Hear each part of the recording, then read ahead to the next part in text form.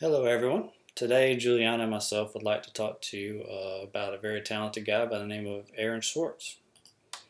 Now here's a picture of Aaron. Aaron was known for a lot of things. Early in life he was a really good computer programmer, but later in life he was known more as a internet activist, but also he was a good entrepreneur and an author as well. I'm going to spend a little bit of time talking about Aaron and his life and how he got to the point he did later. Starting out, he was one of those guys early on that everybody knew he was going to be really talented. To give you an example, he actually started reading by the time he was 3 years old. And not too long after that, he actually started using a computer and started learning programming. He thought programming was kind of like magic because he could manipulate and create anything he wanted. By the time he was 12, he had created something he called the Info Network.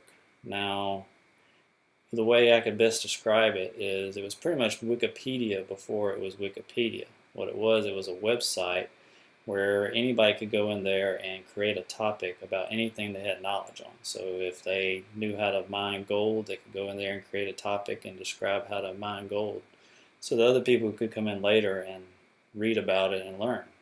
So that was one of his early stages of programming. But later on, he actually started doing some work in RSS development.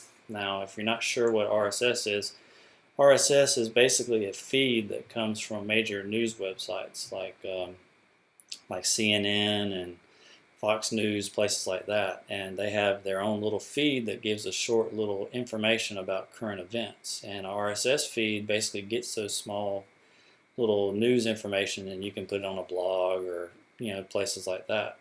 So early on, by the time he was actually 13 years old, he was working with much older programmers on making this code that was really, really important. After he had worked on RSS, he had actually started doing some programming for another company that actually ended up creating the site Reddit. And later on, he actually ended up selling Reddit to another company and became pretty much an instant millionaire overnight by the time he was 19 years old. As part of that, he actually moved to the company's headquarters out in California. And not too long after that, he hated it. He hated the idea of having a regular job where he had to sit there and just be told what to do all the time. He was the type of person where he just wanted to be able to go out and use his mind to create change and make new things. This led to him going more into the activism side of things. In 2008, he started working on something called what he described as open access.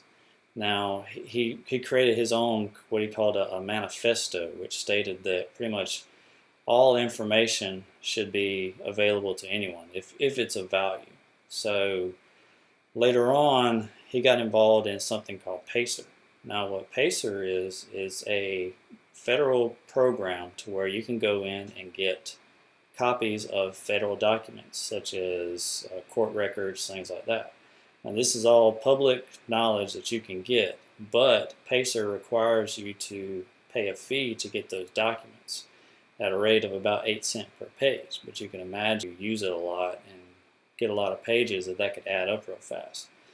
Now, you would think, well, PACER does that because they have probably a lot of infrastructure and things like that they need to maintain. But for a while, PACER was actually having a surplus of about $150 million profit every year. So obviously, it was just pretty much a cash cow for the government. So another group came in and said that they were going to start on trying to capture these pages that other people had already printed out. So what they asked people to do was, if you've already paid 8 cents and got a copy of something, send it to us and we'll put it in a repository for other people.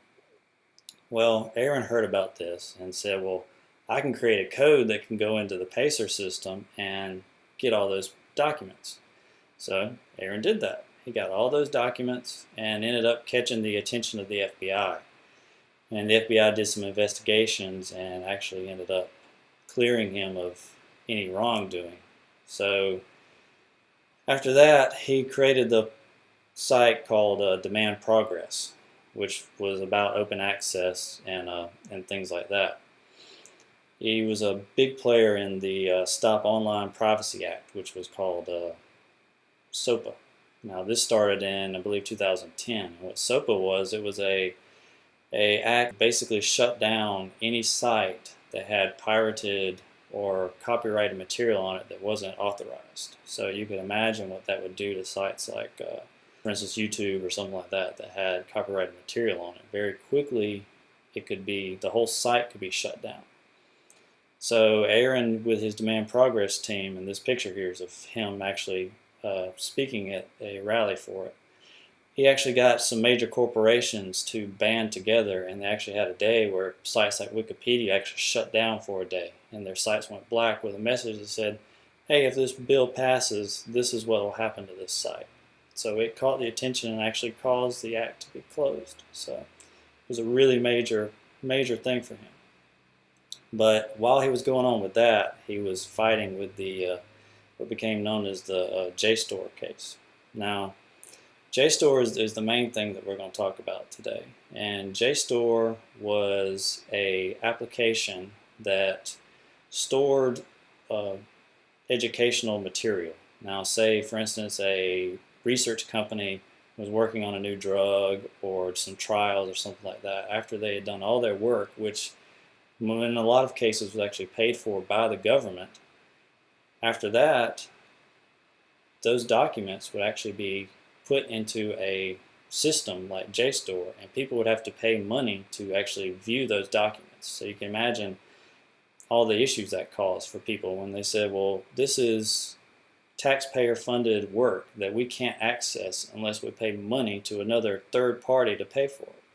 Now, some of these companies are making billions of dollars a year off this, and you can imagine also how that affects people in poorer countries that aren't able to actually get access to those files.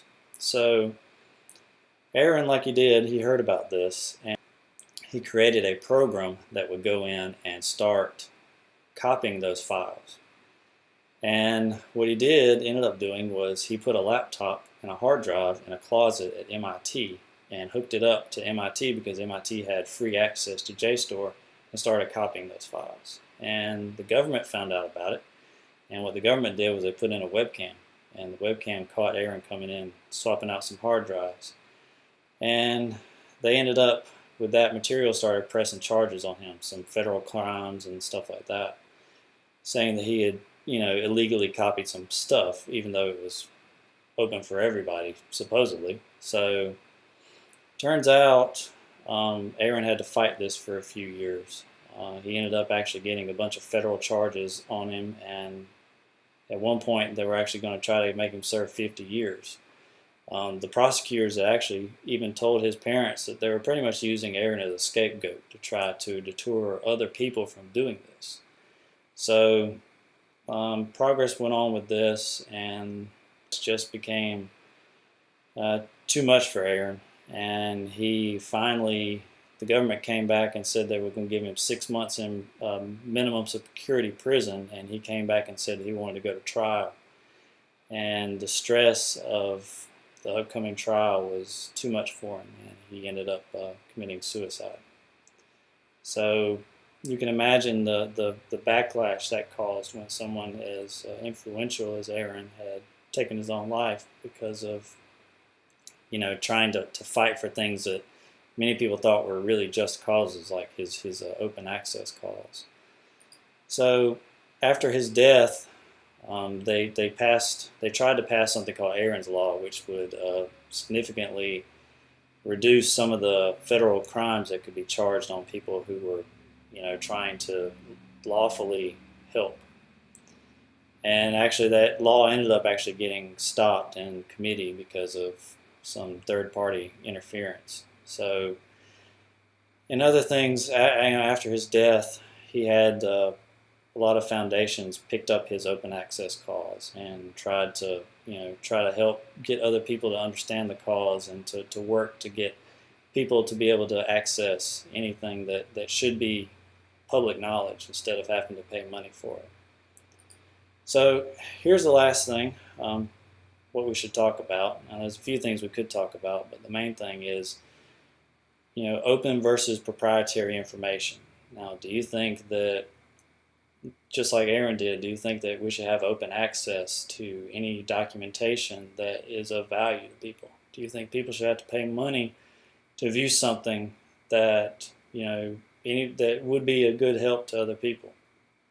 Now, the movie that we watched at the end, it actually showed an example of somebody who was, I believe, 14 years old that was able to view some of the documents that Aaron had uncovered, and with that he was able to make some really neat discoveries in terms of prostate cancer. So it's a really great thing to be able to view documents and for it to be public knowledge. So what's your opinion on that? Do you think that people should be able to have open access to information, or do you think that information should be viewed by only the special few that have the money? So that's for everybody to think about. Thanks for watching.